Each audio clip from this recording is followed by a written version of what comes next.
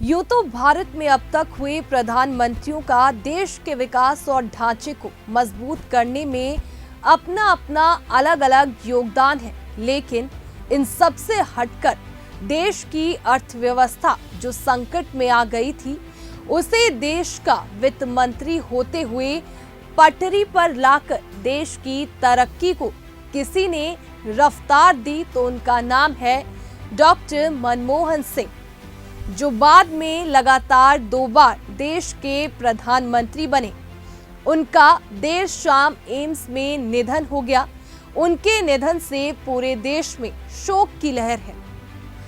आइए अब आपको उस दौर की पूरी कहानी, जब देश पर आर्थिक संकट आ गया था तो किस तरह मनमोहन सिंह ने उस संकट से देश को उबारा था।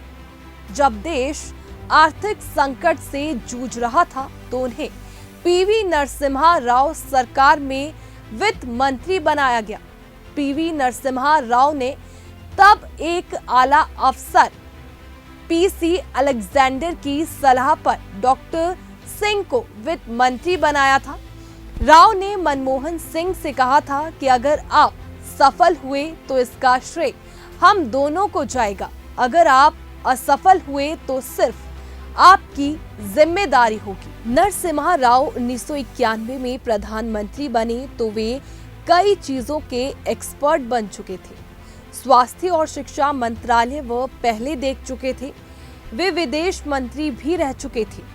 उनका एक ही विभाग में हाथ तंग था और वो था वित्त मंत्रालय।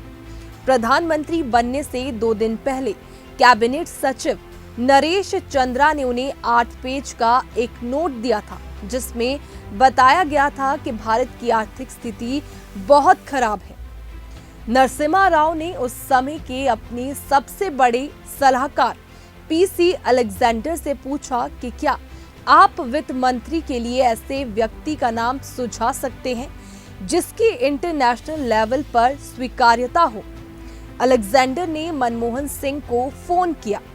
उस समय वे सो रहे थे क्योंकि कुछ घंटे पहले ही विदेश से लौटे थे। जब उन्हें उठाकर इस प्रस्ताव के बारे में बताया गया तो उन्होंने इस पर विश्वास नहीं किया, लेकिन फिर वो देश के वित्त मंत्री के तौर पर आसीन हुए और 1991 में नरसिम्हा राव की सरकार में वित्त मंत्री रहते हुए मनमोहन सिंह ने बजट में उदारीकरण, निजीकरण और वैश्वीकरण से जुड़ी अहम घोषणाएं की, जिससे भारत की अर्थव्यवस्था को नई रफ्तार मिली।